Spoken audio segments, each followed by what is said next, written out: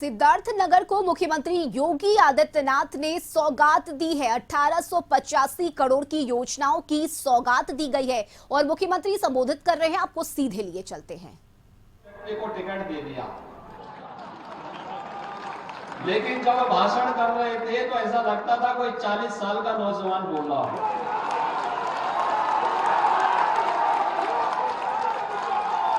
अच्छे जवान उनके सामने फेल हैं। और पिछले 10 वर्ष के अंदर मैंने देखा कि कोई सांसद अपने संसदीय क्षेत्र की जनता के साथ वहां की सुख दुख की, उनकी समस्या हो,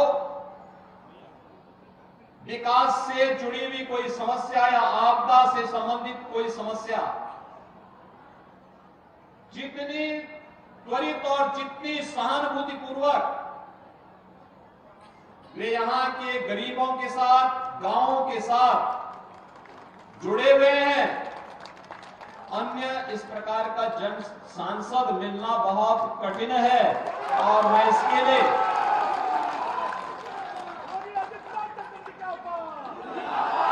श्री जगदम्बिका पाल जी की सवानी के लिए उनका हृदय से अभिनंदन करता हूं और आपको भी ऐसा सांसद मिला, इसके लिए हृदय से मैं आपको बधाई देता हूं।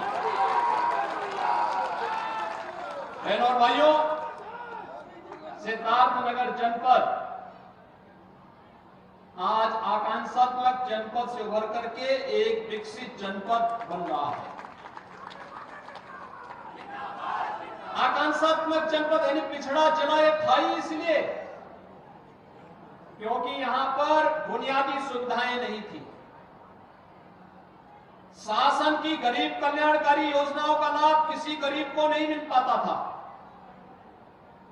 शिक्षा और स्वास्थ्य में पिछड़ा था, रोजगार नहीं था, कृषि और जल संसाधन की स्थिति अत्यंत खराब थी, उद्योग धंधे ना के बराबर थे और एक तरफ माफिया गरीब के हक को हड़पता था और दूसरी तरफ मच्छर यहां के नौजवानी को बचपन में ही निगल जाता था। इंसेफ्लाइटिस से सबसे अधिक पीड़ित कोई जनपद था, उनमें से सिद्धार्थनगर जनपद भी एक था।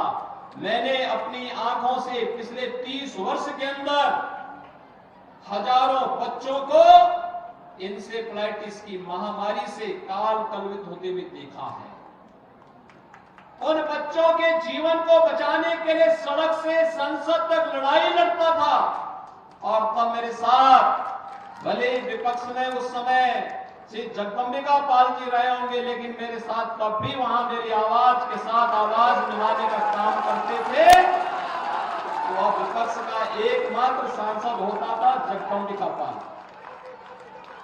वे कांग्रेस के सांसद थे, कांग्रेस की सरकार थी, कांग्रेस की सरकार के खिलाफ मेरा प्रस्ताव था और उस सदन में एक व्यक्ति अपनी सरकार के खिलाफ खड़ा होकर के यहाँ की मासूमों को बचाने के लिए उस समय खड़ा हुआ था और बहनों भाइयों वो नाम था जगदम्बिका पाल का। पूरा सदन भौचक था कि मैं तो विपक्ष में था ही, लेकिन मेरे स्वर में स्वर मिलाने का काम कोई एक सांसद कर रहा है तो वह जगदम्बिका पाल कर रहा है।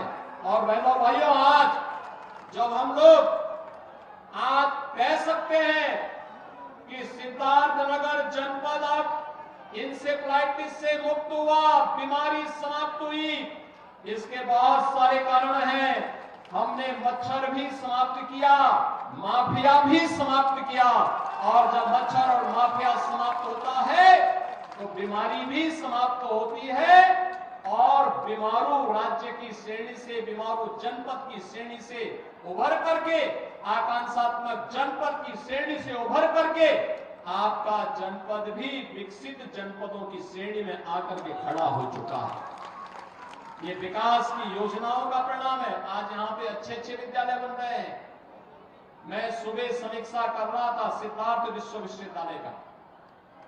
सिद्धार्थ विश्वविद्यालय आज एक नए प्रतिमान को स्थापित कर रहा है। सरकार ने उसको पूरा पैसा दिया है। वहां अब नए नए पाठ्यक्रम प्रारंभ हो चुके हैं। अब एक नई पहचान के साथ सिद्धार्थ विश्वविद्यालय अपने आप को आगे बढ़ा रहा है।